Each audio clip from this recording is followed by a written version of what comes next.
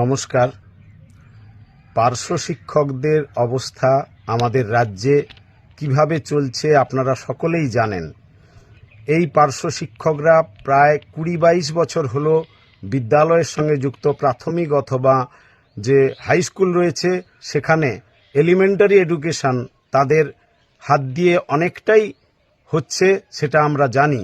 পার্শ্ব শিক্ষক নিয়োগ হওয়ার পর থেকে প্রথম থেকেই তারা চরমভাবে বঞ্চিত। বিগত সরকারের সময় থেকে তারা বঞ্চিত। পরবর্তী ক্ষেত্রে নতুন সরকার আসার পর অনেকেই আশ্বস্ত হয়েছিলেন যে তারা অন্তত একটা ন্যূনতম বেতন কাঠামোর মধ্যে তাদেরকে আনবে, কিন্তু আমরা দেখলাম যে প্রতি বছরই আশায় তারা থেকেছে, কিন্তু বাজেট ঘোষণা হয় তাদের জন্য কিন্তু সামান্যতম কোনো ঘোষণা, ন্যূনতম যে বেতন কাঠামো ঘোষণার দাবি দীর্ঘদিন থেকে আমরা তুলে ধরছি এবং পার্শ্ব শিক্ষকরা তুলে ধরছে, সেই দাবি কিন্তু আজ পর্যন্ত রক্ষিত হয়নি।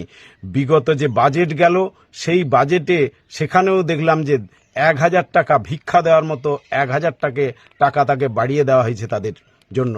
অথচ বিদ্যালয়ে পূর্ণ সময়ের শিক্ষকদের মতো করে তারা দায়িত্ব পালন করছে।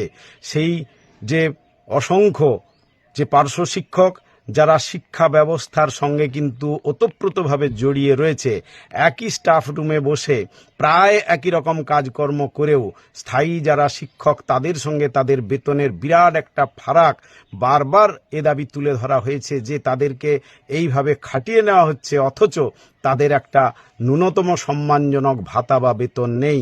আমরা দাবি করছি পার্শ্ব শিক্ষকদের একটা স্থায়ী সম্মানজনক বেতন কাঠামোর মধ্যে তাদেরকে নিয়ে আসা হোক। আজ থেকে পার্শ্ব শিক্ষকদের পক্ষ থেকে আবার আন্দোলন শুরু হয়েছে। তারা বিকাশ ভবন অভিযান করছেন এবং সেখানে তারা লাগাতার অবস্থানের ডাক দিয়েছে। আমরা শিক্ষানুরাগী ঐক্যমঞ্চ তাদের এই আন্দোলনকে পূর্ণ সমর্থন জানাচ্ছি।